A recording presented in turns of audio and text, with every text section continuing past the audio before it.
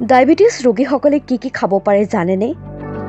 বৰ্তমান সময়ত ডায়েবেটিছ আক্ৰান্ত লোকৰ সংখ্যা দ্ৰুতগতিত বৃদ্ধি পাবলৈ ধৰিছে। ডায়েবেটিছ আক্ৰান্ত লোকৰ সংখ্যা দিনক দিনে বৃদ্ধি পাবলৈ ধৰা এই ধাৰাৰ যিবোৰ মূল কাৰণ আছে তাৰে ভিতৰত এটি অন্যতম মূল কাৰণ হৈছে দৈনন্দিন খাদ্যাভ্যাস।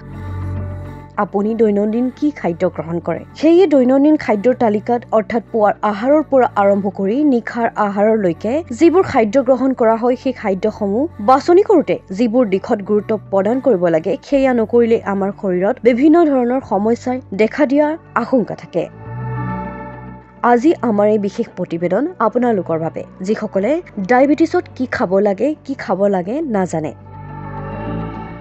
হয়, ডায়েবেটিছ ৰোগীসকলে কম সময়ৰ মূৰে মূৰে অলপ খাদ্য গ্ৰহণ কৰিব লাগে।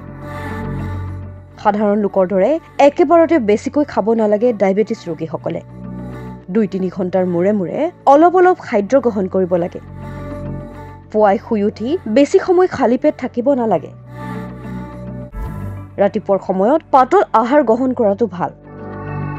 ব্ৰেকফাষ্টত বেছি কাৰ্বহাইড্ৰেটযুক্ত খাদ্য খাব নালাগে তথা ৰুটি, তৰকাৰী, ডালিয়া, ওটছ আদি খাব লাগে। দুপৰীয়া ভাত খোৱাৰ সময়ত ভাতৰ পৰিমাণ অতি কম ল'ব লাগে। তাৰ সলনি তৰকাৰী, দাইল আদি বেছিকৈ খাব লাগে। পুৱাৰ পৰা দুপৰীয়া আহাৰ সাজ গ্ৰহণ কৰাৰ মাজৰ সময়ছোৱাত যদি ভোক লাগে তেন্তে সেই সময়ছোৱাত বুট, তিয়ঁহ আদি খাব পাৰে। কাৰ্বহাইড্ৰেট বেছি থকা খাদ্যও পৰিহাৰ কৰাটো উচিত, যেনে আলু, কচু, ৰঙা আলু, ৰঙালাও আদি। গাজৰ, পিঁয়াজ আদি কেঁচাইহে খাব পাৰে।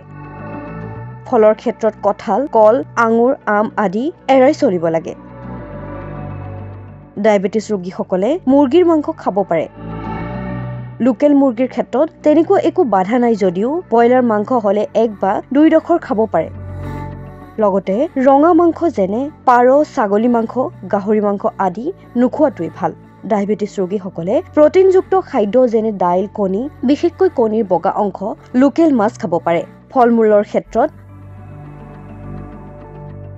আপেল, মধুৰিআম, নাচপতি, কমলা, মৌচুমী, জামু, নেমু টেঙা, আমলখি খাব পাৰে কম পৰিমাণে। লগতে সেউজীয়া শাক-পাচলি অতি আৱশ্যক। চালাড, তিয়ঁহ আদি খোৱাটো ভাল।